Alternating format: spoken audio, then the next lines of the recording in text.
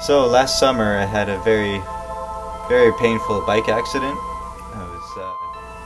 And at that time I was in a very bad headspace. I was feeling very guilty for myself, and I was feeling very, like I said, less than. I was up to some of my worth. I was not performing my duties as a human being on this planet the way I felt I should be doing. And because of that, I put a lot of guilt on myself. Mm-hmm. And what I did was I created a scenario that would basically end my life if it was possible. So I was biking home from work like I did every time, the same route I did every time. Just this one day it was different. I came off of a curb, my bike tire fell off, and I went head over handlebars right onto the road. I landed right on my jaw.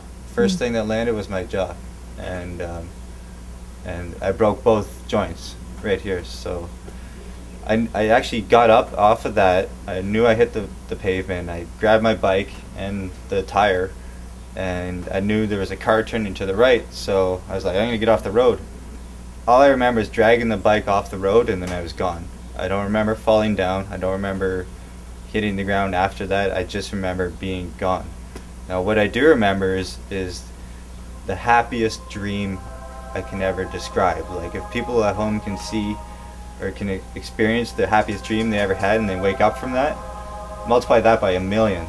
That's how I felt. Like, I was in a warm, soft, happy place surrounded by others who are also feeling the same thing, and that was it. It was just the greatest sensation in the world. But as soon as I was there, I came right back into the body. Like, sound, smells, the sensation of the wind was really important, because that was like being back in the earth. And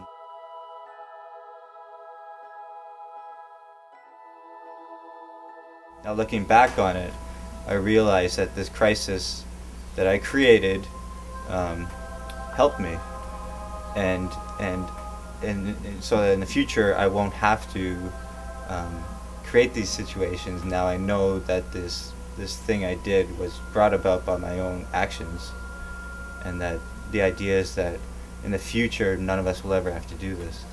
Yes. It's really impactful. You're not alone in that. There are just hundreds of thousands of people that have transformational processes that happen after such incidents, John. And in the consciousness movement that's happening all over this world, we're coming to a time that we won't need those kind of jars to throw us into looking at and handling what we can handle. And seeing how intelligently you've come to seeing what you can be and where you're at, you're appreciating life and the preciousness of it.